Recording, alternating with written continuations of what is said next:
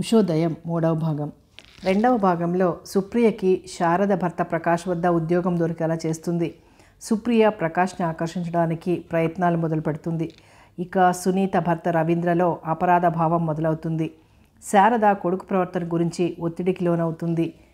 నీరద పేపర్లో ప్రచురించిన బడాబాబులు జాతకాల గురించి చదివి బడాబాబులు బెదిరింపులు మొదలు పెడతారు. కథ కొనసాగుతుంది. సినిమాకి వెళ్ళినట్టు చెప్పడమా మానడమా అని ఆలోచించేలోగా రంజని అలుకగా, ఏమిటి సెల్లెందుకు కట్ చేస్తున్నావు? మనం సినిమాకి వెళ్దాం రమ్మని చెప్దామని ఇందాకటి నుంచి ట్రై చేస్తున్నా అంది. రవీంద్ర మాటలకి తడుముకుంటూ, ఇవాళ కుదరదు అన్నాడు పొడిగా. ఏం అని రెట్టించింది. ఈ రంజనికి అసలు తను ఎందుకింత భయపడాలి అని పౌరుషం వచ్చి, పిల్లలతో సినిమాకి వచ్చాను ఐమాక్స్కి. వాళ్ళని చాలా రోజుల నుంచి బయటికి తీసుకెళ్ళలేదని గొడవ చేస్తుంటే వచ్చాం. రంజని గొంతు మారిపోయింది. వచ్చామంటే సునీత కూడా వచ్చిందా అంది అసూయగా. అందరం వచ్చాం. ప్లీజ్ నేను రేపు ఫోన్ చేస్తాను. హాల్లో ఉండగా ఇంకా ఫోన్ చేయకు అంటూ కట్ చేశాడు. రంజని మొహం మాడిపోయినట్లయింది. పెళ్ళాం పిల్లలతో చక్కగా సినిమాకి వెళ్ళాడన్నమాట. తను పిలిస్తే కుదరదంటాడా? ఈర్ష్య అసూయలతో మండిపోయింది. పెళ్ళాం పిల్లలతో ఎంజాయ్ చేసుకునే మాట అయితే తననెందుకు ప్రేమిస్తున్నానంటాడు? ఉడికిపోయింది. ఏదో చెయ్యాలనిపించి కసికసిగా ఆలోచించి చటుక్కున బ్యాగ్ అందుకొని బయటికి బయలుదేరింది. తిన్నగా ఐమాక్స్కి వెళ్ళి టికెట్ తీసుకుని లోపలికి వెళ్ళింది. ఆమె కళ్ళు చకచక రవీంద్రని వెతికాయి. తనకు ముందు 2 వరుసల దూరంలో కూర్చున్న ఆ కుటుంబాన్ని చూసేసరికి ఉక్రోషం, కసి వచ్చాయి. ఉడికిపోతూ ఎలాగో ఇంటర్వెల్ వరకు కూర్చుంది.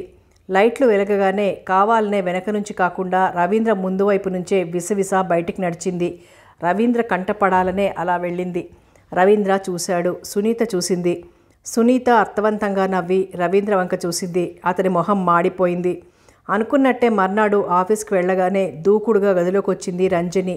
సో నిన్న పెళ్ళాం పిల్లలతో సినిమాకి వెళ్ళి ఎంజాయ్ చేసావన్నమాట వ్యంగ్యంగా అంది. రవీంద్ర కాగితాలలోంచి తలెత్తి ఆమె వంక చూసి జవాబు చెప్పడానికి ఏం లేనట్టు మళ్ళీ కాగితాల వంక చూశాడు. నిన్న నీతో సరదాగా బయటికి వెళ్ళాలని ఫోన్ చేస్తే నన్ను అవాయిడ్ చేసి వాళ్లతో వెళ్తావా? నీకు వాళ్లే ముఖ్యమనుకుంటే మన మధ్య ఈ బంధానికి అర్థం ఏమిటో చెప్తావా? నిలేసింది వ్యంగ్యంగా. చూడు రంజని, నువ్వు ఒకటి గుర్తుపెట్టుకుంటే బాగుంటుంది. వాళ్ళు నా పిల్లలు. వాళ్ల మీద నా ప్రేమ ఇప్పటికీ ఎప్పటికీ ఉంటుంది. వాళ్ల మంచి చెడ్డలు బాధ్యత నా మీద ఎప్పటికీ ఉంటాయి. డైవోర్స్ తీసుకున్న పిల్లల చదువు మంచి చెడ్డలు చూసే బాధ్యత నా మీద ఉంటుంది. ఇంతకీ పిల్లలేం పాపం చేశారని వాళ్ళని దూరం చేసుకుంటాను? వాళ్ల సరదా తీర్చడం తండ్రిగా నా బాధ్యత కరకుగా అన్నాడు. భర్తగా భార్య సరదాలు తీర్చాలి మరి పాపం ఎకసెక్కంగా అంది. నీకు జవాబు చెప్పాల్సిందేం లేదు అన్నట్టు రవీంద్ర కాగితాలు చూడసాగాడు. రంజని ఒక్క క్షణం జవాబు కోసం చూసి విసవిసా వెళ్ళిపోయింది బయటికి. సుప్రియ, నువ్విప్పుడు సునీత ఇంట్లో ఉండడం లేదా? ప్రకాష్ ఆరా తీశాడు. లేదు సార్, వర్కింగ్ ఉమెన్స్ హాస్టల్కి షిఫ్ట్ అయ్యాను. ఉమెన్స్ హాస్టల్లో ఏం బాగుంటుంది? వేరే అపార్ట్మెంట్ తీసుకోకపోయావా? వేరే ఇల్లు నేను ప్రస్తుతం అఫోర్డ్ చేయలేను సార్. కొన్నాళ్ళు ఇలా. పర్వాలేదు, నీకు కావాలంటే సింగిల్ బెడ్రూమ్ ఫ్లాట్ చూసుకో. అద్దె విషయం నేను చూస్తాను. నా ఎంప్లాయీలు ముందు సుఖంగా సెటిల్ అవ్వాలి. అప్పుడే నమ్మకంగా పనిచేస్తారని నా నమ్మకం. ఏమంటావ్? నవ్వుతూ అన్నాడు. సుప్రియ ఆశ్చర్యంగా చూసింది. అంతటి ప్రసన్నత ఎప్పుడూ అతని ముఖంలో చూడలేదు ఈ నెల 15 రోజుల్లో. అందులో నువ్వు శారద స్నేహితురాలివి కూడా కదా. మిగతా వారిలా నిన్ను ట్రీట్ చేయలేను కదా. అతనంత చనువుగా మాట్లాడుతుంటే సుప్రియకి ధైర్యం వచ్చింది. అయితే అపార్ట్మెంట్ చూసుకోమంటారా? మీరు పర్మిషన్ ఇచ్చాక ఇంకా నాకేం లోటు? మీ అండ నాకుంటే ఇంకేం కావాలి అంది సంబరంగా. ప్రకాష్ తల ఊపాడు ఆమె వంక కాంక్షతో చూస్తూ. ఆ చూపు గుర్తించని వెర్రిది కాదు సుప్రియ. ఉషోదయం పేపర్లో బ్యాంక్ దివాళా వార్తలు, బ్యాంక్ డిపాజిటర్ ఆత్మాహుతి, పోలీసులు, బెదిరింపు ఫోన్లు ఇవన్నీ చదివి కలవరపడింది శారద. ఆ సాయంత్రం వీలు చూసుకుని ఇంటికి వెళ్ళింది. ఏమి డాడీ ఇది? మీరెందుకు ఈ గొడవల్లో ఇరుక్కున్నారు? ఫోన్లో బెదిరింపులు వస్తున్నాయని రాశారు. నాకెందుకో భయం వేస్తుంది. ప్లీజ్ ఆ వార్తలన్నీ ఆపేయండి డాడీ. వాళ్ళ బెదిరింపులు నిజం చేస్తే మేమందరం ఏమైపోవాలి? శారద వ్యాకులంగా అంది. ఏమిటమ్మా శారద, నువ్వు ఇలా మాట్లాడితే ఎలా అమ్మా? పేపర్ అన్నాక నిజానిజాలు రాయకపోతే ఎలా? బాధితుల ఆర్తనాదాలు ప్రజలకి అందేలా చేయాలంటే పత్రికలే మధ్యమాలమ్మా. తాటాకుల చప్పుళ్ళకి భయపడితే ఇంక పత్రిక నడవడం మానుకోవాలి. అక్క, ఏమిటక్క నువ్వు అలా మాట్లాడుతున్నావు? మనం వేయకపోతే ఇంకో పత్రిక ప్రచురిస్తుంది. ఈ రోజుల్లో పత్రిక నడపాలంటే ఎంత కాంపిటీషన్ ఉందో తెలుసా? ప్రజలకి హాట్ న్యూస్లు అందించాలి ఎప్పటికప్పుడు. మనం వెనకపడితే పత్రిక వెనకబడుతుంది. ఈ రోజుల్లో ఇన్వెస్టిగేషన్ జర్నలిజమే కావాలి. అంతేకాదు, ఈ బ్యాంక్ దివాళా తీయడానికి కారకులైన పెద్ద మనుషులని ఎవరికి వారు పట్టించుకోకపోతే బాధితులకు ఎలా న్యాయం జరుగుతుంది? నీరద అంది. మహా బయలుదేరింది లోకాన్ని ఉద్ధరించడానికి ఈవిడ. ఆడపిల్ల పెళ్లి చేసి ఓ ఇంటిదాన్ని చేయకుండా ఆ పేపర్కి పుస్తముడేయించారు ఈయన. ప్రతిక్షణం భయంతో చస్తున్నాను శారదా. డాడీ, ఈ రోజుల్లో గూండాయిజం బాగా పెరిగిపోయింది. చేతికి మట్టి అంటకుండా కిరాయి రౌడీలు పెట్టి ఎంత ఘోరమైనా చేయిస్తున్నారు. డబ్బు కోసం ఎంతటి ఘాతకాలైనా చేస్తున్నారు. మీరు జాగ్రత్తగా ఉండాలి డాడీ. నీరద ఆడపిల్ల, మరింత జాగ్రత్త అవసరం. అమ్మే కాదు, నాకు భయంగా ఉంది. ఈ బెదిరింపు ఫోన్ కాల్స్ని మనం మరీ తేలిగ్గా తీసుకోకూడదు. శారద దిగులుగా అంది. శ్రీనివాస్, నువ్వు నీరదను ఎప్పుడూ ఎక్కడికి ఒంటరిగా వదలొద్దు, తెలిసిందా? డాడీ, పోనీ ముందు జాగ్రత్తగా పోలీస్ కంప్లైంట్ ఇవ్వకూడదు? నారాయణమూర్తి చిరునవ్వు నవ్వి, అమ్మా, ఏదైనా రాసిపెట్టి ఉంటే ఆపడం ఎవరితరం? శివుని ఆజ్ఞ లేనిదే చీమైనా కుట్టదని మీ అమ్మే అంటుంది కదా అన్నారు. ఇలాంటి వాళ్ళకి ఎవరు చెప్పలేరులే తల్లి. పద, నీకిష్టమని వేడివేడి ఉప్మా చేశాను. కూతుర్ని లోపలికి తీసుకెళ్ళింది లలితమ్మ. మీ అమ్మ అనడం కాదు, నాకు కాస్త భయంగానే ఉంది శ్రీనివాస్. మీ ఇద్దరూ జాగ్రత్తగా ఉండండి. కాస్త దూకుడు తగ్గించండి వార్తల్లో, నారాయణమూర్తి అన్నారు. హే సుప్రియ, ఏమిటే, నేను ఉద్యోగం ఇప్పించానన్న కృతజ్ఞతన్నా ఉందే నీకు? మళ్ళీ కనబడలేదు. ఎలాగుంది ఉద్యోగం? మా శ్రీవారు ఏమంటున్నారు? బాస్లా ఉన్నారా? కాస్త ఫ్రెండ్లీగా ఉన్నారా లేదా? విషయాలన్నీ చెప్పవే, కనీసం ఫోన్ అన్నా చేయొచ్చు కదా. నీకసలు విశ్వాసం లేదే? శారద దబాయింపుగా అంది. ఆపవే తల్లి శాపనార్థాలు. మీ వారు ఇచ్చిన జీతానికి తగిన చాకరీ చేయించుకుంటున్నారులే. రాత్రి 8 వరకు ఆయన ఉండేంత వరకు ఆఫీస్లో ఉండాల్సిందే. ఆదివారమో సెలవివ్వరే మహానుభావులు. మీ ఆయన పనిరాక్షసుడే. డబ్బు వస్తున్న కొద్దీ వదలాలనిపించదు కాబోలు. ఏ కేసు వదలరాయన. ఇంకా నాకు మీతో సరదాగా కాలక్షేపం చేసే టైం ఎక్కడుందే బాబు? సునీత కనపడలేదంటుంది. మీ వారితో చెప్పి ఆదివారం అన్నా వదలమను నన్ను. ఆయన నీ మాట వింటారనుకోనులే. బాగా కనిపెట్టావు. నెల రోజుల్లో మా వారిని నాకంటే బాగానే స్టడీ చేసేసావు. నేను మొత్తుకుంటున్నాను అంతలా డబ్బు కోసం రాత్రింబవళ్ళు కష్టపడాల్సిన అవసరం ఏముంది అని. అయినా వినరే. ఈ సంపాదన అనేది వస్తున్న కొద్దీ ఇంకా ఇంకా కావాలనే ఓ జాడ్యం అనుకుంటాను. ఒక 6-7 ఏళ్ళు నేను రాత్రింబవళ్ళు ఎంత కష్టపడ్డానో. అది సరే కానీ బుద్ధిగా ఉంటున్నావా? సునీత చెప్పినట్టు కొన్నాళ్ళు ప్రేమలు దోమలు అనకు, అన్నింటికీ దూరంగా ఉండు. అబ్బా, ప్రేమించడానికి ఇక్కడెవరున్నారే? కేసుల కోసం వచ్చే క్లయింట్లు తప్ప. సివిల్ కేసులు ముసలి కంపు, క్రిమినల్ కేసులు రౌడీ కంపు. ఎవరిని ప్రేమిస్తాను? కాగా పోగా నాకు మీ ఆయనే కనిపిస్తున్నారు కాస్త స్మార్ట్గా, చిలిపిగా అంది నవ్వి. పెట్టిన చైనే మింగే రకంలో ఉన్నావు. జాగ్రత్త. ఫాల్స్ హోప్స్ పెట్టుకోకు. ఫాల్స్ హోప్స్ ఆయనకిచ్చావంటే అంతే సంగతులు, బెదిరిస్తున్నట్లుగా అంది. మరేం బెంగపడుకు. మీ ఆయన అంత సులువుగా బోల్తా పడే రకంలా లేడులే. ఆ విషయంలో నువ్వు అదృష్టవంతురాలివేలే. అబ్బా, ఆయన గురించి మంచి కాంప్లిమెంట్ ఇన్నాళ్ళకు ఒకటి విన్నాను. థ్యాంక్స్ సుప్రియ. సరేలే, ఫోన్ పెడతా కానీ ఈ ఆదివారం సునీత ఇంటికి రమ్మంటోంది. నువ్వు రా. ముందుగా చెప్పి పర్మిషన్ తీసుకో. ముగ్గురం కాసేపు సరదాగా గడుపుదాం. ఓకే బాయ్ అంటూ ఫోన్ పెట్టేసింది. రంజని, ప్రతిదానికి చిన్నపిల్లల ఏమిటి అలక? మాట్లాడడం మానేయడం, మొహం చాటేయడం ఈ అలకలు. మనం టీనేజ్ పిల్లలం కాదు. మెచ్యూర్డ్గా ప్రవర్తించు. ఒక్క నెల రోజులు ఓపిక పట్టలేవా? అసహనంగా అన్నాడు రవీంద్ర. నెల కాదు, సంవత్సరాలు నీ కోసం ఆగుతాను. కానీ నీ నిర్లక్ష్య ధోరణి కంటే కూడా నీ భార్య బిడ్డల్ని నువ్వింకా ప్రేమిస్తున్నావన్న సత్యం భరించలేకపోతున్నాను. నా మీద నీకు ఇష్టం తప్ప ప్రేమ లేదు. నీకు నా మీద మోహం తప్ప నీ గుండెల్లో నేను లేననిపిస్తోంది. నీ భార్య బిడ్డల మీద ఉన్న శ్రద్ధ, ప్రేమ, బాధ్యత ఏదీ నా పట్ల నీకు లేదు. ఏం, నా మాట అబద్ధమంటావా? గుండెల మీద చెయ్యి వేసుకొని చెప్పు. నిలేసింది కళ్ళ నీళ్లు తిరుగుతుండగా. నువ్వు ఇలాగా సతాయిస్తుంటే నిజంగానే నా భార్య బెటర్ అనుకుని వెనక్కి వెళ్ళిపోవచ్చు. అనేకసార్లు చెప్పాను. సునీత తప్పేం లేనప్పుడు ఆమెని నేనెందుకు ద్వేషించాలి? రక్తం పంచుకొని పుట్టిన పిల్లల మీద ప్రేమ లేకుండా ఎలా ఉంటుంది? రియాలిటీని నువ్వెప్పుడు అర్థం చేసుకుంటావో అప్పుడు నీకు నా మీద సంశయం ఉండదు. నీ మీద ప్రేమ లేకపోతే తీరి కూర్చుని సుఖంగా సాగిపోయే నా సంసారం ఎందుకు వదులుకుంటాను? ఈ డైవోర్స్ ఇవ్వడానికి ఎందుకు సిద్ధపడతాను? రంజని, పదే పదే నన్ను అనుమానిస్తూ సందేహిస్తూ నీ మాటలతో చేతలతో నా మనసు నొప్పిస్తే నష్టపోయేది నువ్వే అని గ్రహించు. ఈ డైవోర్స్ దొరికే వరకు నా నుంచి ఇంతకంటే ఏం ఎక్స్పెక్ట్ చెయ్యొద్దు. ఇదే నీకు ఆఖరిసారి చెప్పడం చాలా అసహనంగా అన్నాడు. రంజని రవీంద్ర ధోరణి చూసి కాస్త తగ్గింది. ఎంత వద్దనుకున్నా రవీంద్ర భార్య పిల్లలతో ఏమాత్రం ఆనందంగా ఉన్నా సహించలేకపోతోంది.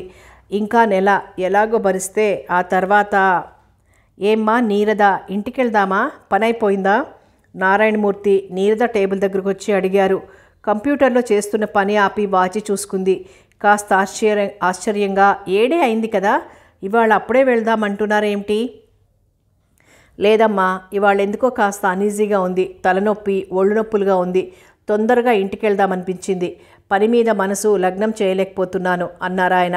నీరద ఆదుర్దాగా తండ్రి చేపట్టుకొని ఒళ్ళు కాస్త వేడిగా ఉంది, జ్వరం వచ్చినట్టుంది డాడీ, మీరు వెళ్ళండి, మాత్ర వేసుకొని రెస్ట్ తీసుకోండి, నన్ను శ్రీనివాస్ డ్రాప్ చేస్తాడులేండి, ఇంకా నాకు 1 గంట పని ఉంది, మీరు వెళ్ళండి డాడీ. శ్రీను డాడీని కారులో కూర్చోపెట్టిరా అంది. నేను వెళ్ళగలను, అతనెందుకమ్మా?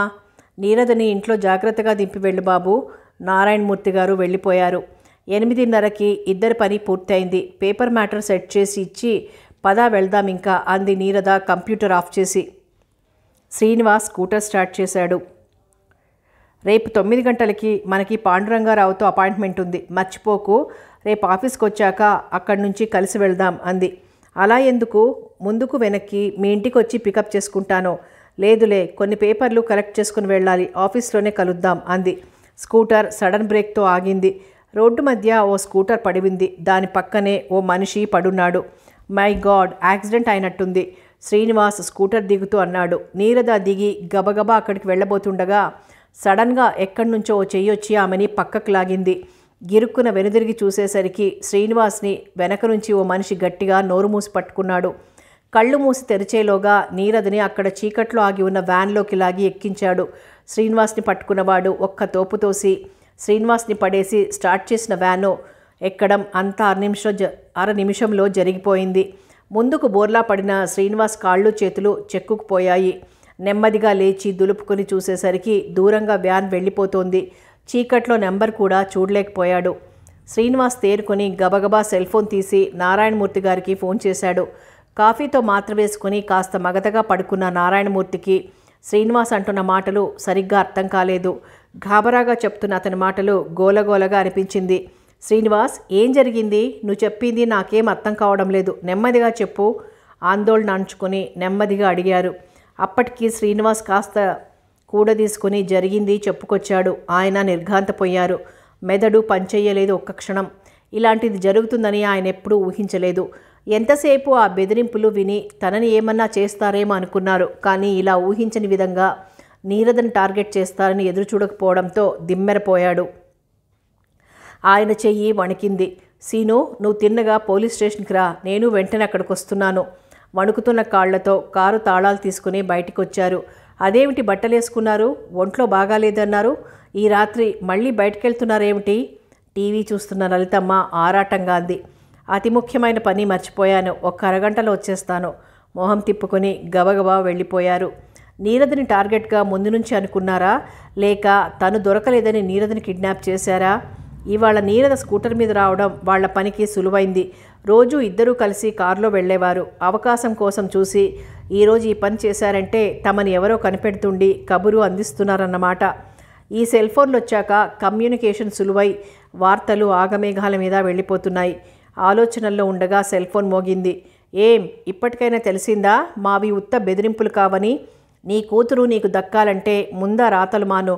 ప్రజాసేవ కావాలో కూతురు కావాలో తేల్చుకో. ఈ విషయం పోలీసులకు చెప్తావని మాకు తెలుసు.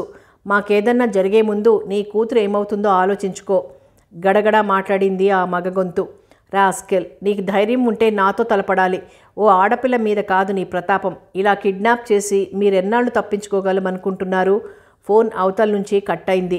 సెల్ ఫోన్ల నంబర్ చూసి ల్యాండ్లైన్ అని గ్రహించారు. ల్యాండ్లైన్ అంటే ఇలాంటి ఫోన్లు సాధారణంగా పబ్లిక్ టెలిఫోన్ బూతుల నుంచి వచ్చినవే అవుతాయి. సెల్ వాడితే నంబర్ తెలుస్తుందని తెలిసినవారు అంటే ప్రొఫెషనల్స్ అయి ఉంటారు.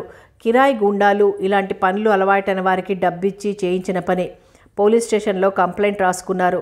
శ్రీనివాస్ ద్వారా జరిగింది విన్నారు. హఠాత్తుగా జరగడం వలన చీకట్లో అసలు మనుషుల ముఖాలు చూసే అవకాశమే కలగలేదన్నాడు. వెహికల్ మాత్రం టాటా సుమో అని చూడగలిగారని చెప్పాడు. నారాయణమూర్తి గారు ముందు నుంచి జరిగిందంతా చెప్పుకొచ్చారు. పేపర్లో బ్యాంక్ దివాళా, పెద్ద మనుషుల జాతకాలు బయట పెట్టడం, వాళ్ళ బెదిరింపు ఫోన్ కాల్స్ అన్నీ వివరంగా చెప్పారు. సార్, అలా బెదిరింపు కాల్స్ వచ్చినప్పుడే పోలీసులకి చెప్పి ఉంటే ఆ కాల్స్ని ట్రేస్ చేసేవాళ్ళం కదా. చదువుకున్న మీలాంటి వారే అలక్ష్యం చేస్తే ఎలా సార్? ఏది ఇంకా మేము పోలీస్ కంప్లైంట్ ఇద్దామా, కాలర్ ఐడి ఫోన్ పెట్టిద్దామా అనుకునేలోగా అంతా కలిసి మొత్తం 10 రోజుల్లోనే జరిగిపోయింది. వాళ్ళు ఇంత త్వరగా రియాక్ట్ అవుతారనుకోలేదు. నేనెంతసేపు నన్నేదో చేస్తారనుకున్నాను, కానీ మా అమ్మాయిని టార్గెట్ చేస్తారనుకోలేదు. మీ అనుమానం ఎవరి మీదన్నా ఉందా సార్? ఇన్స్పెక్టర్ అడిగాడు. ఇంకెవరు సార్? అప్పులు ఎగ్గొట్టిన పెద్ద మనుషుల జాతకాలు బయటపడడంతో వాళ్లలో ఎవరో కక్షతో చేసిన పని అని తెలుస్తోందిగా. వేరే ఎవరికో మా మీద ఏం పగ ఉంది? తప్పకుండా ఇది డీఫాల్టర్స్ పనే. ఇందులో ఏ ఒక్కరైనా కావచ్చు, లేదంటే అలాంటి అందరూ కూడబలుక్కునైనా చేసుండొచ్చు. నాకైతే అందరికంటే పెద్ద మొత్తం 45 కోట్లు తీసుకున్న శ్రీధర్ రెడ్డి హస్తం ఉందనిపిస్తోంది. పోలీస్ కమిషనర్ నాకు బాగా మిత్రులు. ఆయనకి ఫోన్ చెయ్యనా? మీకు సూచనలు ఇస్తారేమో అంటూ ఫోన్ అందుకున్నారు. పోలీస్ కమిషనర్తో మాట్లాడి ఫోన్ ఇన్స్పెక్టర్కి అందించారు. ఫోన్లో ఆర్డర్ అందుకుంటూ, yes sir, will be on the job. ఇప్పుడే ఎఫ్ఐఆర్ నమోదు చేశాం. ఎస్ సార్ అంటూ ఫోన్ పెట్టేశాడు. మీరు వెళ్ళండి సార్. అన్నట్టు మీ అమ్మాయి ఫోటో ఒకటి కావాలి, వెంటనే పంపండి. సారీ, హడావిడిలో మర్చిపోయాను, వెంటనే పంపుతాను. ఇతనితో, సీను పద వెడదాం, ఫోటో తీసుకొచ్చి ఇద్దువు గాని అంటూ బయలుదేరారు. ఇంటికి వెళ్లే తోవలో కారులోంచి శారదకి ఫోన్ చేశారు. అప్పుడే ఆఫీస్ నుంచి వచ్చి ప్రకాష్ భోంచేస్తున్నాడు. శారద ఫోన్ ఎత్తి విని, మై గాడ్ డాడీ అంటూ అరిచింది. ప్రకాష్, సత్యవతి తెల్లబోయారు. ఏమిటి డాడీ, ఏం చెప్తున్నారు? ఓ గాడ్, నేను అంటూనే ఉన్నాను, భయపడినంతా చేశారు అంటూ వణికిపోతూ కుర్చీలో కూలబడింది. ఏం జరిగింది శారదా? సత్యవతి కుర్చీలోంచి లేచి కోడల దగ్గరకు వచ్చింది. ఏమైంది? ముందు సంగతి చెప్పు, ఎవరికేమైంది అన్నాడు ప్రకాష్. శారద చేతుల్లో తలదించుకొని కన్నీళ్లు పెట్టుకుంటూ, నీరదని ఎవరో కిడ్నాప్ చేశారట. సీను నీరద స్కూటర్ మీద వస్తుంటే ఎవరో బలవంతంగా వ్యాన్లో ఎక్కించుకుని వెళ్ళిపోయారట అంది బాధతో. నీరదని కిడ్నాప్ చేయడం ఏమిటి? ఏమీ అర్థం కాక అడిగాడు ప్రకాష్. శారద టూకీగా జరిగిందంతా చెప్పుకొచ్చింది. ఇలా బెదిరింపు కాల్స్ వస్తున్నాయన్న విషయమైనా నాతో చెప్పాలనిపించలేదా? క్రిమినల్ లాయర్ని ఇంట్లో పెట్టుకొని అహం దెబ్బతిన్నట్లుగా అన్నాడు. ఏమో, ఇలా జరుగుతుందని ఎవరికి తెలుసు? ఏదో ఉత్తి బెదిరింపులు అనుకున్నారు డాడీ. ప్రకాష్, మనం వెంటనే అక్కడికి వెళ్ళాలి. నాన్న బాగా షేక్ అయిపోయారు. ఇప్పుడు అమ్మకి ఎలా చెప్పడం? ఆవిడ్ని ఎలా ఫేస్ చేయడం? ఆవిడెలా తట్టుకుంటుందోనని ఆయన భయం. అందుకే నన్ను వెంటనే రమ్మన్నారు. పదండి వెడదాం అంది కంగారుగా. ఇప్పుడా? అలసిపోయాను, గొణిగాడు. శారద అసహనంగా చూసింది. ఇప్పుడు కాకపోతే ఇంకెప్పుడు వెళ్ళేది ప్రకాష్? శారదని తీసుకుని వెంటనే వెళ్ళు, రాత్రి కూడాను. అక్కడంతా ఎలా ఉన్నారో సత్యవతి మందలించింది. పోనీలేండి, నేను ఒక్కరితోనే వెళ్ళగలను అంది కోపంగా. అబ్బబ్బా, వల్లించకు, పద వెడదాం. చేయి కడుక్కొని కారు తాళాలు తీసుకున్నాడు. నారాయణమూర్తి గారు శ్రీనివాస్ ఇంటికి రాగానే ఫ్రేమ్లోంచి నీరద ఫోటో తీసి శ్రీనివాస్కి ఇచ్చి, వెంటనే ఇచ్చిరా, ఇక్కడికే రా బాబు, రూమ్కి వెళ్ళొద్దు. ఏమిటి? ఏమైంది? నీరద ఫోటో ఎక్కడికి పంపిస్తున్నారు? అదేది మీతో రాలేదా? ఇంకా ఆఫీస్లోనే ఉందా? ఏమిటి సీను, ఫోటో ఎక్కడికి తీసుకెళ్తున్నావు? తెల్లబడ్డ మొహంతో కలవరంగా అడిగింది. నారాయణమూర్తి గారు శ్రీనివాస్ని వెళ్ళమన్నట్టు చూసి, లలిత అలా కూర్చో, ముందు నీరద పని మీద వెళ్ళింది, వస్తుంది. శ్రీనివాస్ తీసుకొస్తాడు, ఊరికే గాబరా పడకు. భార్యని చేపట్టుకుని తను సోఫాలో కూర్చొని పక్కన కూర్చోబెట్టారు. ఆవిడ అనుమానంగా చూసింది ఆయన వైఖరికి. ఏం జరిగింది చెప్పండి అంది సూటిగా చూస్తూ. ఆయన నిస్సత్తువుగా సోఫా వెనక్కి వాలిపోయారు. ఏమిటి మాట్లాడరు? నీరదకేమైంది? ఏదో దాస్తున్నారు నా దగ్గర డాడీ అంటూ శారద వచ్చి తండ్రిని కౌగిలించుకుంది. ఆ సమయంలో కూతురు అల్లుడు రావడంతో ఆవిడ అనుమానం బలపడింది. శారదను పట్టుకుని ఊపేస్తూ, ఏమిటే మీరంతా కలిసి నా దగ్గర ఏదో దాస్తున్నారు, నీరదకేదో జరిగింది, నాతో ఎందుకు చెప్పడం లేదు అరిచింది. శారద కళ్ళు తుడుచుకొని నెమ్మదిగా తల్లిని కూర్చోబెట్టి, అమ్మా నువ్వు గాబరా పడకూడదు, శాంతంగా కూర్చో, ముందు అంతా చెప్తాను అంది. నెమ్మదిగా ఒక్కొక్క విషయము చెప్పుకొచ్చింది. నిలువు గుడ్లేసుకొని చూసింది లలితమ్మ. అయ్యింది, నేను భయపడినంత అయింది, వద్దు వద్దు అని మొత్తుకున్నాను. తండ్రి కూతురు నా మాట విన్నారా? ఇప్పుడేం చేస్తారు చెప్పండి? నీరదని ఎలా తీసుకొస్తారో క్షేమంగా తీసుకురావాలి, లేకపోతే నేను ఊరుకోను. కాళికలా విరుచుకుపడింది. భర్త మీద ఆవిడ. మీరే తెలివైన వాళ్ళు అనుకుంటారు, సమాజాన్ని ఉద్ధరించే వాళ్ళం అనుకుంటారు. ఇప్పుడేం చేస్తారో చెప్పండి. ఆయన్ని పట్టుకొని ఊపేస్తూ ఆవేశంగా అరిచింది ఆ తల్లి. అత్తయ్య, మీరు కాస్త ప్రశాంతంగా ఉండాలి. ఈ సమయంలో మమ్మల్ని కాస్త ఆలోచించనియండి. జరిగిపోయిన దాని గురించి బాధపడడం కాదు, జరగాల్సింది చూడాలి. నీరదకేం కాదు, భయపడకండి. వాళ్ళు బెదిరించడానికి చేశారు ఈ పని.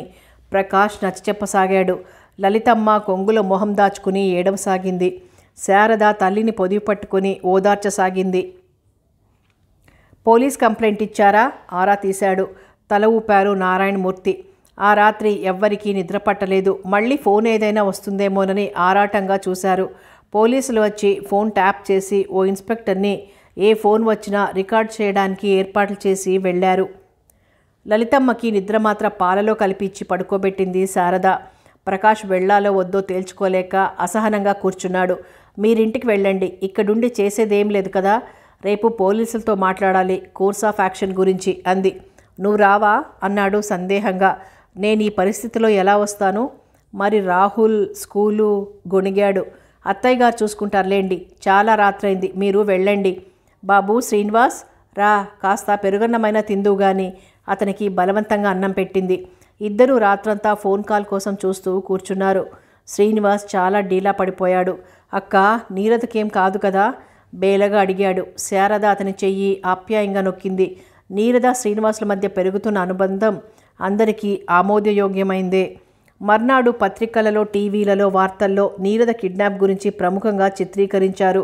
ఉషోదయం పేపరు బ్యాంకుల స్కాముల గురించి పెద్ద మనుషుల గుట్టు బయటపెట్టినందుకే ఈ కిడ్నాప్ జరిగిందని, ఇందులో ఎవరి హస్తం ఉందో ఊహించడం కష్టం కాదని పత్రికలన్నీ ఏకధాటిగా ప్రచురించాయి. పోలీసులు ఈ కేసుని చాలా ప్రతిష్టాత్మకంగా తీసుకొని పరిశోధిస్తున్నారని వార్తలొచ్చాయి. బ్యాంకు ఉద్యోగులు, డిపాజిటర్లు పేపర్ ఆఫీస్ ముందు తమ వత్తాసు పలికి నారాయణమూర్తి గారి కుటుంబానికి సానుభూతి తెలిపారు. తామందరూ వారి వెనక ఉన్నామన్న భరోసా అందించారు. పేపర్లో రాసినందుకు ఇంత కక్ష కట్టి ఇలాంటి దారుణం చేసినా ప్రభుత్వం పట్టించుకోదా అంటూ నిలేశారు జనం. నీరద కిడ్నాప్ వార్త హైదరాబాద్నే కాక మొత్తం రాష్ట్రంలోనే సంచలనం సృష్టించింది. ప్రభుత్వం అలక్ష్య వైఖరే కారణమని, అలాంటి ఘరానా మనుషులకి అండదండగా ప్రభుత్వం ఉండబట్టే అంత సాహసం చేయగలిగారని ప్రతిపక్షాలు గవర్నమెంట్ని దుయ్యబట్టాయి. ముఖ్యమంత్రికి సంకట పరిస్థితి వచ్చింది. చట్టం తన పని తాను చేస్తుంది, పోలీసులకి పూర్తి స్వేచ్ఛ ఇస్తున్నామని, నేరస్తులు ఎవరైనా న్యాయస్థానం శిక్షిస్తుందని ముఖ్యమంత్రి స్టేట్మెంట్లు గుప్పించారు. డైరెక్టర్ జనరల్ ఆఫ్ పోలీస్ స్వయంగా జోక్యం చేసుకుని కేసుని త్వరితగతిని పరిష్కరించాలని ఆర్డర్ వేశారు. నారాయణమూర్తి ఊళ్ళో పెద్ద మనిషి, ఆయన చేతిలో పేపర్ ఉంది. పత్రికలు, ప్రజలు అంతా ఆయన పక్షం ఉన్న తరుణంలో తాము చూస్తూ ఊరుకుంటే ప్రతిపక్షం ఇది పెద్ద ఇష్యూ చేస్తుందని ప్రభుత్వానికి తెలుసు. ప్రెస్ని మంచి చేసుకోకపోతే జరిగే చేటు తెలుసు. అంచేత ముఖ్యమంత్రి స్వయంగా నారాయణమూర్తికి ఫోన్లో సానుభూతి ప్రకటించి ప్రభుత్వం అన్ని విధాలా సహకరిస్తుందని హామీ ఇచ్చారు. శ్రీనివాస్ నారాయణమూర్తి గారు ఆఫీస్కి వెళ్ళి పత్రిక పనులు చూడమని, పత్రిక ఆగకూడదని, తాము సిద్ధం చేసుకున్న మ్యాటర్ ఆపకుండా వేయమని ఆదేశం ఇచ్చి ఆఫీస్కి పంపారు. అక్క, ఏదైనా ఫోన్ వస్తే ఆ మాట నువ్వు చెప్పాలా? వెళ్ళు, నీ పని నువ్వు చూసుకో, నేను ఈరోజు ఇక్కడే ఉంటానులే అంది శారద. అత్తగారికి ఫోన్ చేసి కొడుకుని స్కూల్కి తయారు చేసి పంపమని, ఈరోజు ఇక్కడే ఉంటానని చెప్పింది. వాడి విషయం నేను చూసుకుంటాను, అన్నీ నేను చూసుకుంటాను. ఈ సమయంలో నువ్వు అక్కడ ఉండాలి, వాళ్ళని జాగ్రత్తగా చూసుకో అంది సత్యవతి. ప్రకాష్ని ఆఫీస్కి వెళ్లే ముందు ఓసారి వచ్చి వెళ్ళమనండి అత్తయ్య, నాన్న ఏదో మాట్లాడాలంటున్నారు. అలాగే అంది సత్యవతి. శారద ఫోన్ పెట్టగానే మళ్ళీ ఫోన్ మోగింది. ఇన్స్పెక్టర్ ఫోన్ తీయబోతున్న శారదని ఆగమని సైగ చేసి రికార్డ్ బటన్ నొక్కాడు. ఏ కాల్ వచ్చినా ఆ జాగ్రత్త తీసుకోమని ఆర్డర్ ఉండడంతో ప్రతి ఫోన్కి ముందు రికార్డ్ బటన్ నొక్కాకే ఫోన్ ఎత్తమన్నారు. శారద ఫోన్ ఎత్తేసరికి అవతల నుంచి మగగొంతు, పోలీస్ రిపోర్టు, పోలీస్ బందోబస్తు అన్నీ ఏర్పాటు చేసుకున్నంత మాత్రాన నీ కూతుర్ని కాపాడగలను అనుకుంటున్నావా? నువ్వు చేసిన పనికి శిక్ష నీ కూతురు అనుభవించబోతోంది. చూసుకో, ఆమెకి ఏ గతి పట్టిస్తామో. మీరెవరు? ఏం కావాలి? అన్యాయంగా నీరదను ఎందుకు తీసుకెళ్లారు? మీకేం కావాలో చెప్పండి, ఎంత డబ్బు కావాలో చెప్పండి, ఇస్తాం. ఆమెని వదిలిపెట్టండి ప్లీజ్ అంది శారద. వదిలిపెట్టాలా? ఆహా, ఏం మేం పత్రికలో రాతలు ఆపమని 3 సార్లు రిక్వెస్ట్ చేస్తే విన్నారా? మా పరువుతో చెలగాటమాడిన మీ కుటుంబం అంతు చూడకుండా వదలం. ఇది మొదటి స్టెప్, ఇంకా ఎన్నో సర్ప్రైజ్లు కాసుకోండి. అంటే మీరు అప్పులు తీసుకుని ఎగ్గొట్టిన పెద్ద మనుషులేనన్నమాట ఇదంతా చేయించింది. మాకేదో కీడు చేస్తే మీరు శిక్షించబడతారన్నది గుర్తెరగండి. ఇంకా పోలీసులు న్యాయస్థానాలు పనిచేస్తూనే ఉన్నాయి ఈ దేశంలో. మీరేం చేసినా మీ డబ్బుతో తప్పించుకోగలము అనుకోకండి. ఇంకా కొద్దో గొప్పో న్యాయం ధర్మం మిగిలే ఉన్నాయి లోకంలో.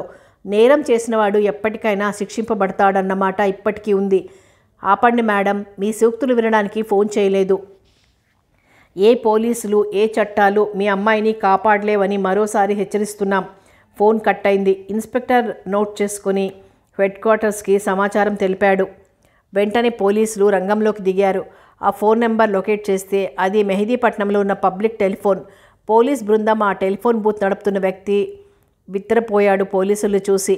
అరగంట క్రితం నుంచి ఎవరెవరు వచ్చి ఫోన్ చేశారు, ఎక్కడికి చేశారు లాంటి అన్ని వివరాలు సేకరించారు. ఫోన్లో రిజిస్టర్ అయిన నంబర్లు చూస్తే అందులో 20 నిమిషాల క్రితం నారాయణమూర్తి గారింటికి చేసిన నంబర్ ఉంది. ఇదిగో ఈ నెంబర్కి ఎవరు కాల్ చేశారో చెప్పగలవా? 20 నిమిషాల క్రితం ఎవరొచ్చారో గుర్తు చేసుకో. ఇన్స్పెక్టర్ అడిగిన దానికి అయోమయంగా చూశాడు. పోలీసులను చూసి భయపడిపోయాడు అతను. గుర్తులేదు సార్, ఉదయం నుంచి కనీసం 20 మంది చేసుంటారు ఫోన్లు. ఎవరో వస్తూ ఉంటారు పోతూ ఉంటారు, మేం పట్టించుకోం. ఆలోచించు, కారులో వచ్చాడా, స్కూటరా, సైకిలా, ఎత్తు లావు రంగు ఏదైనా గుర్తుకు రావచ్చు. బాగా ఆలోచించు. ఇబ్బందిగా చూశాడతను. కారులో అయితే ఎవరూ రాలేదు, స్కూటర్లో కూడా. ఉదయం 7 గంటలకి ఒక కారు వచ్చారు, తర్వాత సైకిల్. నడిచి వచ్చిన వారే ఉన్నారు. ఆ టైంలో నేను పేపర్ చదువుకుంటూ అసలు ఎవరిని సరిగ్గా గమనించనే లేదు సార్. ప్రత్యేకంగా గుర్తుపెట్టుకోవాల్సిన విధంగా ఎవ్వరూ కనబడలేదు. వాళ్ళు ఫోన్ చేస్తుంటే ఇక్కడ కూర్చున్న నీకే వినపడదా? మధ్యలో గాజు తలుపు పార్టీషన్ ఉంది, అవతల పక్క ఫోన్లు, ఇటు ఓ టేబుల్ కుర్చీ యజమానివి ఉన్నాయి. తలుపులు మూసుకోకపోతే అప్పుడప్పుడు కొన్ని మాటలు యథాలాపంగా వినపడినా మాకేం ఇంట్రెస్ట్ ఉంటుంది? పట్టించుకోం సార్. తలుపులు మూసుకుంటే అసలు వినపడదు సార్ వివరించాడు. ఇన్స్పెక్టర్ లోపలికి వెళ్ళి మాట్లాడితే వినబట్టం లేదని సైగ చేశాడు బూత్ యజమాని. ఎవరినైనా బెదిరించే మాటలు, కిడ్నాప్ గురించి వార్నింగ్లు, అసలు అలాంటి మాటలు వినబడే ఛాన్స్ లేదన్నమాట. లేదు సార్ వినయంగా అన్నాడు. ఇంకతన్ని ఏమడిగినా లాభం లేదనిపించింది. ఆఖరికి రూపురేఖలైనా కాస్తైనా గమనించినా ఏదైనా ఆధారం దొరికేది. ఒక్క క్షణం ఆలోచించి రేపు ఉదయం 10 గంటలకి ఓసారి పోలీస్ స్టేషన్కి రా. ఎందుకు సార్, నేనేం చేశాను? భయపడకు, మేము కొంతమంది ఫోటోలు చూపిస్తాం. అందులో ఎవరినన్నా చూసిన గుర్తుందేమో చూద్దాం. నీకేం పర్వాలేదు. అరగంట పని, వచ్చి వెళ్ళు. భుజం తట్టి ఇన్స్పెక్టర్ వెళ్ళిపోయాడు. పోలీసులకి ఏ విధమైన క్లూ దొరకడం లేదు. నారాయణమూర్తి గారికి మనోవ్యధతో పాటు జ్వరం హెచ్చి ఆ రోజంతా మూసిన కన్ను తెరవలేదు. లలితమ్మ ఎంత బ్రతిమలాడినా ఎంగిలి పడలేదు. తల్లిదండ్రులు చూసి బాధపడ్డం మినహా ఏం చెయ్యలేక నిస్సహాయంగా కూర్చుంది శారద. ఉదయం ప్రకాష్ వచ్చి మామగారితో మాట్లాడి వెళ్ళాడు. అనుమానితులుగా ఎవరి మీదన్నా కంప్లైంట్ ఇవ్వడానికి తమ దగ్గర సాక్ష్యాధారాలు లేవు. వారు బెదిరించి ఉండొచ్చు అన్న ఆలోచన తప్ప వారే తప్పక ఈ పని చేశారని పోలీసుల్ని, కోర్టుని నమ్మించదగ్గ ఏ చిన్న ఆధారమూ లేదు. పోలీసులే అనుమానితులుగా వారిని పోలీస్ స్టేషన్కి పిలిపించి విచారించే హక్కు ఉంటుంది. కానీ ఇది మామూలు చిల్లర సామాన్య మనుషుల విషయం కాదు. వేయబోయే ప్రతి అడుగు ఆచి తూచి వెయ్యాలి. కాస్త అటు ఇటు అయితే మధ్యన తామిరుక్కుంటామని పోలీసుల భయం. కానీ ముఖ్యమంత్రి డీఐజీకి కేసు డీల్ చేయడానికి ఇచ్చిన స్వేచ్ఛ వారికి ప్రోత్సాహాన్నిచ్చింది. డిపార్ట్మెంట్ హెడ్స్ అందరూ కూర్చుని బ్యాంక్ డిఫాల్టర్ల లిస్టు తయారు చేసి అందరినీ అనుమానితులుగా మామూలుగా విచారణ జరపాలని నిర్ణయించారు. నేరం చేసినవాడు అంగీకరించడు. సాక్ష్యాధారాలు ఏమీ దొరకనప్పుడు అస్సలు అంగీకరించడు. కానీ విచారణలో ఏ చిన్న పొరపాటు మాట అయినా దొరలొచ్చు, ఏ చిన్న క్లూ అన్నా దొరకొచ్చు. నేరం చేసిన వాడి తడబాటు కళ్లల్లో పసిగట్టే అనుభవం పోలీసులకు ఉంటుంది. కేసు కాస్తైనా ముందుకెళ్లాలంటే వారితో మాట్లాడక తప్పదని నిర్ణయించారు. పెద్ద పేరున్న ఘరానా మనుషులు కనుక మామూలు ఇన్స్పెక్టర్ స్థాయి కాక ఒక సూపరింటెండెంట్ ఆఫ్ పోలీస్ ఆధ్వర్యంలో విచారణకి ఆదేశమిచ్చాడు డీఐజీ. అనుకున్నట్టే ఒక్కొక్కరిని కలిసి వివరణ కోరి విచారణ మొదలుపెట్టగానే అగ్గి మీద గుగ్గిలమయ్యారు అందరూ. మేం దోషులుగా నిర్ణయించే ముందు ఆధారాలు చూపాలని, తమకి న్యాయస్థానం రూల్స్ తెలుసని, పోలీసుల హక్కులు ఎంతవరకు ఉన్నాయో తెలుసని దబాయించారు, ఆగ్రహించారు. జవాబు చెప్పడానికి నిరాకరించారు. అనుమానితులుగా నారాయణమూర్తి గారిచ్చిన కంప్లైంట్ మేరకు విచారించే హక్కు పోలీసులకుందని దయచేసి సహకరించాలని ఎస్పీ రంగారావు కోరారు. తమ లాయర్లతో సంప్రదించాలని కొందరు, తమకేం తీలేదని, తాము అసలు ఆ టైంలో ఊళ్ళోనే లేమని కొందరు వాదించారు. పోలీసులు అడిగిన ఏ ప్రశ్నలకి సమాధానం ఇవ్వలేదు. వారిచ్చిన జవాబులో ఏ చిన్నపాటి క్లూ కానీ అనుమానాస్పదమైన ఆధారం కానీ పోలీసులకి దొరకలేదు. పబ్లిక్ టెలిఫోన్ బూత్ యజమాని, పోలీసులు తమ దగ్గరున్న రౌడీ షీటర్లు, దొంగతనాలు, దోపిడీలు చేసి జైలుకి వెళ్ళిన వారు, అల్లర్లు రేపే వారి ఫోటోలు మొత్తం తమ దగ్గరున్న ఫైల్లో ఫోటోలన్నీ చూపించారు. ఎవరినైనా చూసిన గుర్తుందా అని విచారించారు. అసలు మనిషి మొహమే నే సరిగ్గా చూడలేదు, పేపర్ చదవడంలో మునిగానంటూ మళ్ళీ చెప్పాడు. ఊళ్ళో ఉన్న పబ్లిక్ టెలిఫోన్ బూతుల వారికి పోలీసులు వచ్చి ఫోన్ చేసిన వారి వివరాలు రిజిస్టర్లో నమోదు చేయాలని, అనుమానితులుగా ఉండే ఎవరినైనా సరిగ్గా గమనించి గుర్తుపెట్టుకోవాలని, వారి మాటలు ఏమైనా వినగలిగి సందేహాస్పదంగా ఉంటే అలాంటి మాటలు మాట్లాడిన వారిని గుర్తించి వెంటనే పోలీసులకు తెలియచేయాలని ఆదేశాలు జారీ చేశారు. నీరద కిడ్నాప్కి గురై 3 రోజులు దాటినా పరిశోధన అరంగుళం కూడా కదల్లేదు. నారాయణమూర్తి గారికి జ్వరం తగ్గినా పక్క మీద నుంచి లేవలేనంత డీలా పడిపోయారు. శారద ఎంత ధైర్యం చెప్పినా ఆయన తన అశ్రద్ధ వల్లే అలా జరిగిందని వాపోయేవారు. ఈ 3 రోజులు పేపర్ బయటికి తీసుకురావడానికి శ్రీనివాస్ ఒక్కడే శ్రమ పడాల్సి వచ్చింది. తాము కలెక్ట్ చేసిన కథల ప్రచురణ ఆపకుండా కొనసాగిస్తూనే ఉన్నారు. సార్, పేపర్ ఆఫీస్కి మనం పోలీస్ ప్రొటెక్షన్ కోరితే మంచిదనిపిస్తోంది. దుండగులు ఏ దౌర్జన్యం అన్నా చేస్తే అడ్డుకునే శక్తి మన దగ్గర లేదు. ముందు జాగ్రత్తగా ప్రొటెక్షన్ కోరదాం అన్న శ్రీనివాస్ సూచనకి నారాయణమూర్తి అంగీకరించి డిపార్ట్మెంట్ సాయం కోరారు. వెంటనే రాత్రింబవళ్లు సెక్యూరిటీ ఏర్పాటు చేసింది పోలీస్ డిపార్ట్మెంట్. కేసులో ఏమాత్రం పురోగతి కనిపించడం లేదన్న వార్తలు చదివి నీరదని వదలాలి, ఉషోదయం పేపర్కి న్యాయం జరగాలి, ప్రభుత్వం త్వరితంగా నీరద కేసు పరిష్కరించాలి అంటూ బ్యాంకు ఉద్యోగులు, డిపాజిటర్లు మళ్లీ ధర్నాలు, రాస్తారోకోలు చేశారు. పోలీసుల అసమర్థతని ఎత్తిచూపుతూ అల్లర్లు సృష్టించడంతో పోలీసులు సంకట పరిస్థితిలో పడ్డారు. డీఐజీకి ముఖ్యమంత్రి నుంచి ఫోన్ వచ్చింది. కేసులో పురోగతి లేనందుకు ఆయన తన అసంతృప్తిని వెలిబుచ్చారు. ఏ చిన్నపాటి క్లూ కూడా లభ్యం కాలేదు సార్. పెద్ద మనుషుల్ని కారణం లేకుండా కేవలం అనుమానంతో ఎలా అరెస్ట్ చేయగలం సార్? ఏమో, ఏం చేస్తారో. ఎల్లుండి నుంచి అసెంబ్లీ మొదలవుతుంది. ప్రతిపక్షాల ప్రశ్నలకి జవాబు లేదు మన దగ్గర, ముఖ్యమంత్రి అసహనంగా అన్నాడు. మా పరిశోధన మరింత తీవ్రం చేస్తాం సార్. అప్పటికి తప్పించుకున్నాడు ఐజీ. మళ్ళీ ఫోన్ కూడా రాకపోవడంతో నీరద పరిస్థితి ఏమిటి అన్నది ఎవరి ఊహకి అందడం లేదు. ఇది డబ్బు కోసం చేసిన కిడ్నాప్ కాదు. ఫోన్ చేసి డబ్బు తీసుకొని ఫలానా చోటికి రమ్మంటే వలవేసి పట్టుకోవడానికి. ఫోన్ వస్తే పబ్లిక్ టెలిఫోన్లని అప్రమత్తం చేశారు కనుక ఈసారి ఏ చిన్న క్లూ అన్న దొరకకపోదా అన్న పోలీసుల ఆశ నిరాశ అయింది. ఊళ్ళో మొత్తం సుమోల వివరాలు సేకరించారు. ఏ విధమైన అనుమానాస్పదమైన క్లూలు లభించలేదు. అంటే పై ఊరికి సంబంధించిన టాటా సుమో అయ్యుండొచ్చు. ఆ ప్రయత్నము ఫలించలేదు. నీరద కిడ్నాప్ అయిన 5వ రోజున ఆఖరికి ఎదురుచూస్తున్న ఫోన్ వచ్చింది. ఇన్స్పెక్టర్ వెంటనే రికార్డ్ మెషిన్ ఆన్ చేశాడు. ఏదో సెల్ నంబర్ 92తో ఆరంభించిన ఫోను టాటా ఇండికామ్ది. నారాయణమూర్తి గారు ఆరాటంగా ఫోన్ అందుకున్నారు. సో, నీకు నీ కూతురు కంటే నీ పత్రికే ముఖ్యమన్నమాట. ఇంకా నీ కథలు ఆపలేదు పత్రికలో. పోలీసులు మమ్మల్ని ఏం చేయలేరు అన్నది తెలిసింది కదా. నీ కూతురు గతి ఏమైందో ఊహిస్తూ ఉండు. ఏయ్ ఆగు, నీకు నా మీద కోపం. నా కూతురేం చేసిందని దాన్ని హింసిస్తారు? నీ కూతురేగా ఇది మొదలుపెట్టింది. నీ కూతురేమన్నా చేస్తే కదా నీకు బాధ కలిగేది. ప్లీజ్ ఆమెని వదిలేయండి, ఇంకా కథలు ఆపేస్తాం. స్వభావానికి విరుద్ధంగా దిగజారి దీనంగా అన్నారు. ఈ బుద్ధి ముందే ఉంటే ఇది జరిగేది కాదు. జరగవలసిన డ్యామేజ్ జరిగాక ఇంకా నువ్వేం చేసినా మాకేమిటి? చేసిన దానికి శిక్ష అనుభవించు. ఫోన్ క్లిక్ అయింది. వెంటనే హెడ్ క్వార్టర్స్కి మెసేజ్ అందింది. ఫోన్ నంబర్ ట్రేస్ చేయడానికి పోలీస్ బృందం రంగంలోకి దిగింది. టాటా ఇండికామ్ రిజిస్టర్లో ఆ నెంబర్ సెల్ ఫోన్ అడ్రస్ పెట్టుకున్నారు. అట్టహాసంగా పోలీస్ బృందం ఆ అడ్రస్కి వెళ్ళింది. ఆ నెంబర్ ఎల్ వంశీకృష్ణ అనే యువకుడిది. అతను బట్టల షాప్లో సేల్స్ మ్యాన్. పోలీసుల్ని చూసి బిత్తరపోయాడు. షాపులో అంతా భయంగా చూశారు. షాపు యజమాని గాబరా పడి లేచాడు. నీ సెల్ ఫోన్ ఏది? ఇన్స్పెక్టర్ గద్దించడిగాడు ఉపోద్ఘాతం లేకుండానే. పోయింది సార్, ఇందాకే పోయింది భయంగా అన్నాడు. రాస్కెల్, అబద్ధాలాడుకు. కావాలనే పారేశావా? ఫోన్ చేశాక దొరికిపోతానని తెల్లమొహం వేశాడు వంశీకృష్ణ. నిజం చెప్పు, ఇందాక ఈ నెంబర్కి ఫోన్ చేశావా లేదా? అరగంట క్రితం నీ సెల్ నుంచి ఈ నెంబర్కి బెదిరిస్తూ ఫోన్ చేశావు. ఇన్స్పెక్టర్ అతని కళ్ళల్లోకి చూశాడు. నా సెల్ ఫోన్ ఎవరో కొట్టేశారు సార్, నేనెలా ఫోన్ చేస్తాను? అమాయకంగా అన్నాడు. షాప్ యజమాని ముందుకొచ్చి, అవును సార్, మా వాడు బ్యాంక్లో డబ్బు కట్టడానికి వెళ్ళాడు. ఫోన్ పోయిందని పాపం గోలెడుతున్నాడు సార్. అతను డబ్బు డ్రా చేసి లెక్క పెట్టుకుంటూ సెల్ పక్కన పెట్టాడట. లెక్క పూర్తి అయ్యేసరికి ఫోన్ లేదట. పక్కన ఎవడో కొట్టేశాడని గోలెడుతూ వచ్చాడు ఇందాకే. వంశీకృష్ణ మొహంలో నిజాయితీ కనిపించింది. అతన్ని అనుమానించడానికి ఆధారం ఏదీ కనబడలేదు.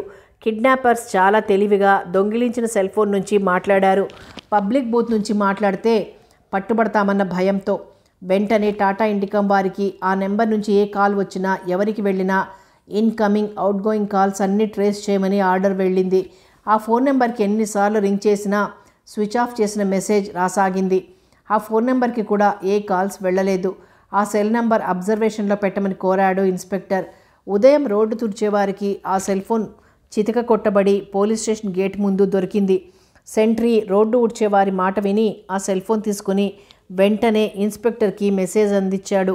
ఆ ఉన్న చిన్న క్లూ కూడా నాశనమైంది అనుకున్నాడు ఇన్స్పెక్టర్ నిస్పృహగా. సార్, ఏం జరుగుతోంది? వారమైంది. మీ డిపార్ట్మెంట్ ఏమాత్రం ప్రోగ్రెస్ అవ్వలేదు. నా కూతురు బతికుందో లేదో కూడా తెలియని దుస్థితి. కనీసం అది బతికుందో లేదో అయినా తెలిస్తే మనసు రాయి చేసుకుంటాం. ఏ స్థితిలో ఉందో కూడా తెలియని ఈ దుస్థితి ఏ తండ్రికి రాకూడదు.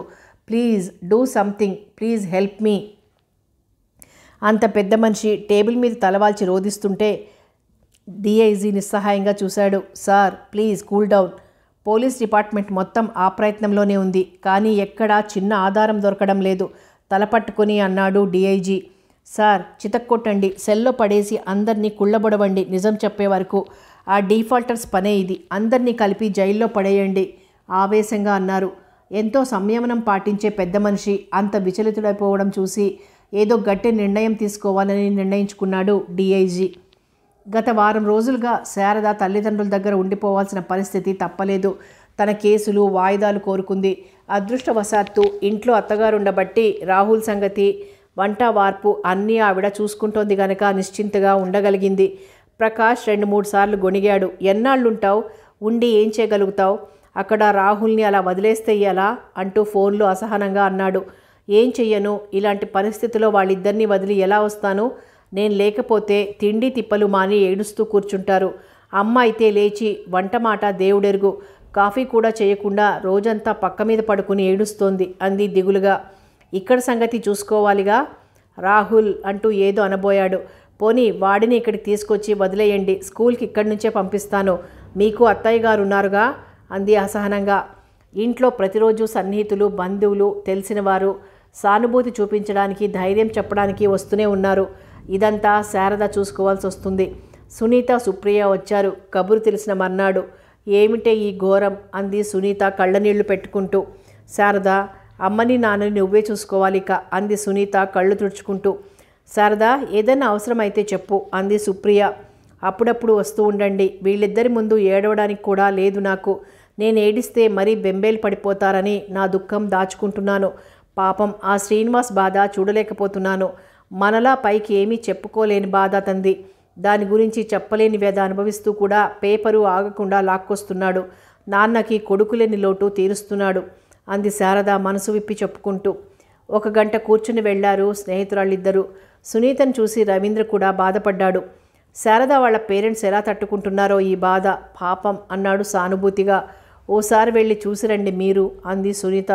అఫ్కోర్స్ నేను అదే అనుకున్నాను, కానీ శారద ఏమనుకుంటుందోనని బిడియంగా అన్నాడు. సునీత అతని వంక చూసి, గత 10 ఏళ్ల స్నేహం మనది అంది పొడిగా. తల ఊపాడు రవీంద్ర.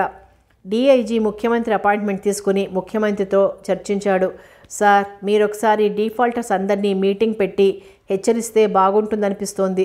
బాకీల వసూలు గురించి అంతా ఒకసారి కాకపోయినా వాయిదాల మీద డబ్బు చెల్లించేందుకు అంగీకరింపచేసి ప్రెస్ మీట్ పెట్టి తెలియచేయటం ఒకటి.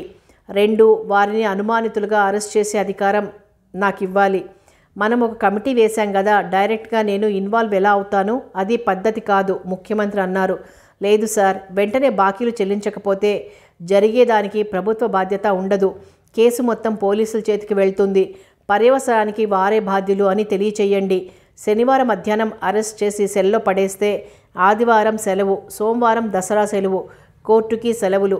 బెయిల్ అప్లై చేయడానికి కూడా వీలుండదు. 2-3 రోజులు జైల్లో కూర్చోబెట్టి ఈ వార్త ప్రముఖంగా మీడియా పత్రికల్లో వచ్చేట్టు చేస్తే పరువు పోయి కాస్త దారిలోకి రావచ్చు. బెనిఫిట్ ఆఫ్ డౌట్ కింద అరెస్ట్ చేస్తాం. మంగళవారం కోర్టులో హాజరుపరుస్తాం. బెయిల్ ఇచ్చేది లేనిది కోర్టు ఇష్టం. జైల్లో పడేస్తే భయపడి నీరజ గనక ఇంకా బతికుంటే వదిలిపెట్టే ఛాన్స్ ఉంటుంది. అసలు ఈ పాటికి చంపేసి ఉంటే శవాన్ని ఏం చేసి ఉంటారు? ఇక్కడ అక్కడ దొరికిన 2-3 శవాలని మార్చురీలో పెట్టినవి చూశాం, కానీ నీరద అందులో లేదు. నాకెందుకో కానీ ఆమెని ఇంకా చంపలేదు అనిపిస్తోంది. చంపితే శవాన్ని వాళ్ళకి పంపి ఇదిగో నీ కూతురికి పట్టిన గతి చూసుకో అనేవారు కదా. సార్, ఏది ఏమైనా మీరొకసారి ఆ పెద్ద మనుషులతో చర్చించండి, బెదిరించండి. నేను కాదు, హోమ్ మినిస్టర్తో చెప్పిస్తాను సాలోచనగా అన్నారు ముఖ్యమంత్రి. దానికి అంగీకారం తెలిపాడు డీఐజీ. ఆ మర్నాడే హోమ్ మినిస్టర్ మీటింగ్కి ఏర్పాటు చేయించాడు సెక్రటరీ ద్వారా. చీఫ్ సెక్రటరీ, ఇన్స్పెక్టర్ జనరల్, ప్రభుత్వ న్యాయవాది, బ్యాంక్ డైరెక్టర్లు అంతా సమావేశమయ్యారు. పెద్ద మనుషులందరూ మొహాలు మార్చుకొని తలలు దించుకొని కూర్చున్నారు. మీరు తలలు దించుకునే పనిచేసి మమ్మల్ని ఇరుకున పడేసి ప్రజల ముందు తలదించుకునేటట్టు చేశారు. ప్రభుత్వాన్ని ఇలాంటి పనులతో ఇరుకున పెట్టొద్దు. తీసుకున్న డబ్బులు వెంటనే చెల్లించండి, లేదంటే తర్వాత ఏం జరుగుతుందో ఆలోచించుకోండి. ఈ కేసు ఇంకా పోలీసులకి హ్యాండ్ ఓవర్ చేశాం. ఈ నీరదను ఎక్కడ పెట్టారో, ఎవరు పెట్టారో గప్చిప్గా వదిలిపెట్టండి, లేదంటే be prepare for the worst అంటూ చాలా గట్టిగానే దులిపేశాడు హోంమంత్రి. మిమ్మల్ని వెనకేసుకు వచ్చి రక్షిస్తుందన్న అపవాదు ప్రభుత్వానికి వద్దు. ఆలోచించుకోండి. రేపట్లోగా ఆ అమ్మాయి విడుదల కావాలి. ఇదే హెచ్చరిక గంభీరంగా అన్నారు. కిడ్నాప్తో మాకేం సంబంధం ఏదో చెప్పబోయారు కొందరు.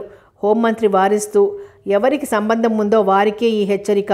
ఎవరికీ సంబంధం లేకుండా ఊరికే ఆ అమ్మాయి గాలిలో మాయమైందా? పేపర్ మీద కక్షతో చేసిన పని ఇది. ఎవరు చేశారన్నది తేలదు కనుక అందరూ శిక్ష ఎదుర్కోవాల్సి వస్తుంది. గట్టిగా వార్నింగ్ ఇచ్చి వెళ్ళాడు హోంమంత్రి. మాడిపోయిన ముఖాలతో వెళ్ళారు అందరూ. మీ భార్యగారి ఫ్రెండ్ చెల్లెల్ని కిడ్నాప్ చేశారట కదా? రంజని హేళనగా అంది. ఏం, ఇందులో కూడా నీకేదైనా జోక్ కనిపిస్తోందా? అలా హేళనగా మాట్లాడుతున్నావు అన్నాడు కోపంగా రవీంద్ర. అబ్బో, మీ ఆవిడనే కాదు, ఆవిడ తరపు ఎవరినన్నా ఏదన్నా అంటే కోపం వచ్చేస్తుంది తమరికి. స్టాప్ ఇట్ రంజని, ఇది దెప్పే సందర్భం కాదు. ఏ మాట ఎప్పుడు మాట్లాడాలో తెలుసుకో. రంజని మొహం చిన్నబుచ్చుకుంది. నీకు ఏ మాట అన్నా కోపం వచ్చేస్తుందా మధ్య? ఏదో సరదా కంటే ఇది సరదా విషయమా? పాపం వాళ్ళలా ఏడుస్తుంటే నీకు వినోదంగా ఉందా? బాబోయ్ క్షమించు, ఊరికే అన్నానంతే. రంజని నమస్కారం పెడుతూ కోపంగా అంది. శారద మా ఆవిడకే కాదు, నాకు వాళ్ళు ఫ్యామిలీ ఫ్రెండ్స్. మేమంతా ఇదివరకు ఎంత సరదాగా కలిసి పిక్నిక్లకి వాటికి వెళ్ళేవారమో. నారాయణమూర్తి జెంటిల్మ్యాన్, ఆయనకి ఇలాంటి కష్టం వచ్చిందని అందరం ఎంతో బాధపడుతున్నాం బాధగా అన్నాడు. రంజన్తో మాట్లాడుతుండగానే సునీత నుంచి అతనికి ఫోన్ వచ్చింది. రవి, గౌతమ్ స్కూల్ నుంచి ఫోన్ వచ్చింది. గౌతమ్ బస్సు దిగి గేట్లోకి వెళ్తుండగా స్కూటర్ వచ్చి వీడిని గుద్దిందట. వీడు కింద పడిపోయాడు. చేయి విరిగినట్టుంది. 2-3 చోట్ల గీరుకుపోయాయి. ఒకటే ఏడుస్తున్నాడట, చేయి నొప్పి అంటూ. హెడ్ మిస్ట్రెస్ ఫోన్ చేసింది. వెంటనే రమ్మంది. రవి ప్లీజ్ కార్ తీసుకొస్తావా? సునీత గాబరాగా అంది. ఓ గాడ్, ఎంతసేపు అయింది? ఇప్పుడే వస్తాను, నువ్వు రెడీగా ఉండు, బయలుదేరుతున్నాను అంటూ కారు తాళాలు తీసుకుని బయలుదేరాడు. రంజని, నేను ఇంటికి వెళ్ళి స్కూల్కి వెళ్ళాలి. మా గౌతమ్కి చిన్న యాక్సిడెంట్ అయి చేయి విరిగింది. హాస్పిటల్కి తీసుకెళ్ళాలి. లంచ్ టైంకి రాగలనో లేదో మేనేజ్ చేయి అంటూ గబగబా వెళ్ళిపోయాడు. రంజని మొహంలో రంగులు మారాయి. మొగుడు డైవోర్స్ ఇచ్చినా అన్నింటికీ ఈయనగారు మళ్ళీ కావాలి. ఈయనకి బుద్ధి లేదు. ఆవిడ పిలవడం, ఇతను పరిగెత్తడం కసిగా అనుకుంది. ఏం సార్ అలా ఉన్నారు? ఒంట్లో బాగాలేదా? సుప్రియ చాలా ఆదుర్దా కనబరుస్తూ అడిగింది. ఆఫీస్కి వచ్చిన దగ్గర నుంచి చాలా అసహనంగా ఉన్నాడు ప్రకాష్ ఆ రోజు. ఏం లేదు సుప్రియ, ఉదయం నుంచి తలనొప్పి, ఏదో చికాకు.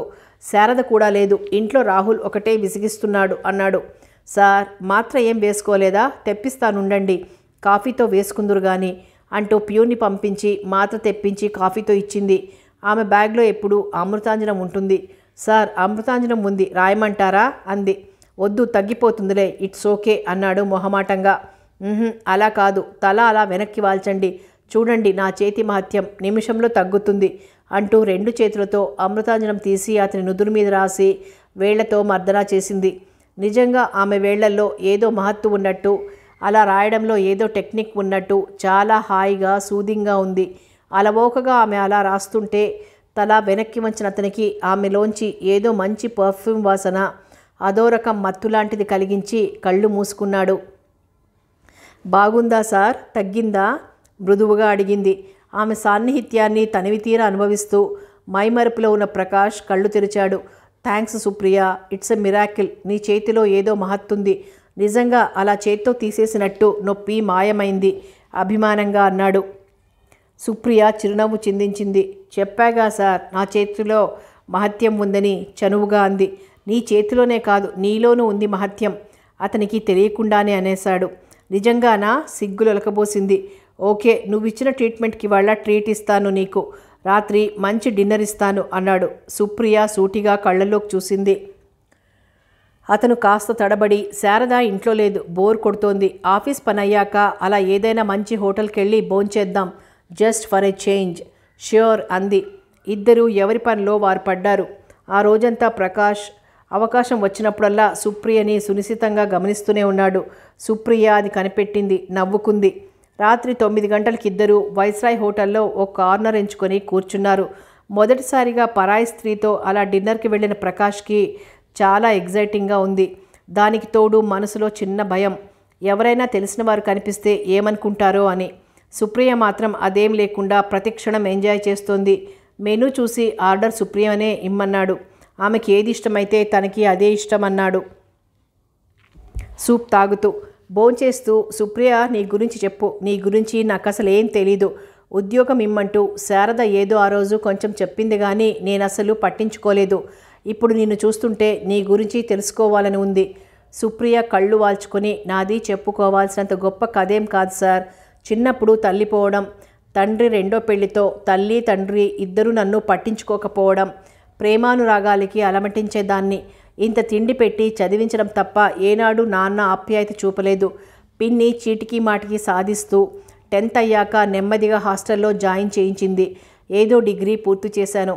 చిన్న ఉద్యోగం చేస్తుండగా ప్రేమలో పడడం, ఆవేశంలో తప్పటడుగు వేసి ప్రేమని నమ్మి పెళ్లాడడం, డబ్బులే నా ప్రేమ నిలవకపోవడం, ఆ తరువాత పొట్ట పోషించుకోవడానికి ఉద్యోగాలు దొరక్క ఎన్నో పాటలు పడడం, ఎంతోమంది తోటి ఉద్యోగుల రకరకాల లైంగిక వేధింపుల మధ్య బతికి ఈడుస్తూ ఆఖరికి హైదరాబాద్ వచ్చి సునీతని కలవడం. చెప్పి, నాకెవ్వరూ లేరు ప్రకాష్ గారు, ఈ జీవితంలో నేను ఒంటరిదాన్ని. కళ్ళనీరు తిరుగుతుండగా తలదించుకుంది. ప్రకాష్ ఆమె చేతి మీద చెయ్యి వేసి నొక్కి, నేనున్నాను సుప్రియ, ఎవరూ లేరని ఎప్పుడు అనుకోవద్దు. నేను నీకు స్నేహితురాళ్ళున్నారు. నేనున్నాను అన్నాడు చాలా ఎమోషనల్గా. నేను నిన్ను అన్ని విధాలా సపోర్ట్ చేస్తాను. అనురాగం ఆప్యాయత పంచేవారు కావాలనిపిస్తుంది ఈ మధ్య. అందరి మధ్య ఉన్నా చాలా ఒంటరిగా ఫీల్ అవుతున్నాను.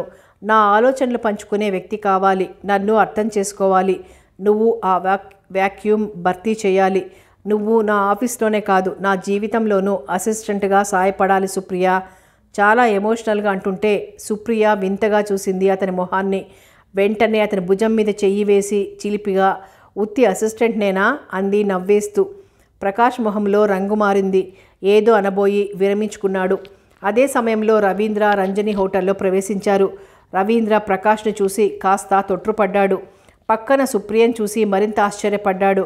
ప్రకాష్ రవీంద్రను చూడలేదు. ఇద్దరూ చేతిలో చెయ్యేసుకొని కూర్చోవడం చూసి నవ్వుకుంటూ దూరంగా మరో టేబుల్ దగ్గరికి వెళ్ళిపోయాడు. రంజని రవీంద్రను చూసి, అతడు శారద హస్బెండేనా అంది అనుమానంగా. తల ఊపాడు. ఆ అమ్మాయి ఎవరు? సుప్రియ అని సునీత ఫ్రెండ్. శారదకు కూడా ఫ్రెండే. ప్రకాష్ సెక్రటరీగా పనిచేస్తోంది. ఈ సంగతి తెలిస్తే సునీత మొహం ఎలా ఉంటుందో చూడాలి. లోకంలో నేనొక్కడినే మగాడిని కాదు, ప్రేమలో పడి భార్య నుంచి విడాకులు తీసుకుంటున్నది అని అర్థం చేసుకుంటుందేమో అన్నాడు. ఇంటికి వెళ్తూనే ఉండబట్టలేనట్టు, వెంటనే ప్రకాష్ని హోటల్లో చూశాను ఈవేళ అన్నాడు ఫ్రిడ్జ్లోంచి నీళ్ల బాటిల్ తీసుకుంటూ యథాలాపంగా అన్నట్టు. ఆహా అంది మామూలుగా సునీత. సుప్రియతో చూశాను, ఇద్దరు డిన్నర్కి వచ్చారు ఒక రకంగా అన్నాడు. సునీత అతని మొహం వంక చూసి అలాగా అంది. కానీ ఆమె మొహంలో రంగు మారడం కనిపెట్టాడు రవీంద్ర.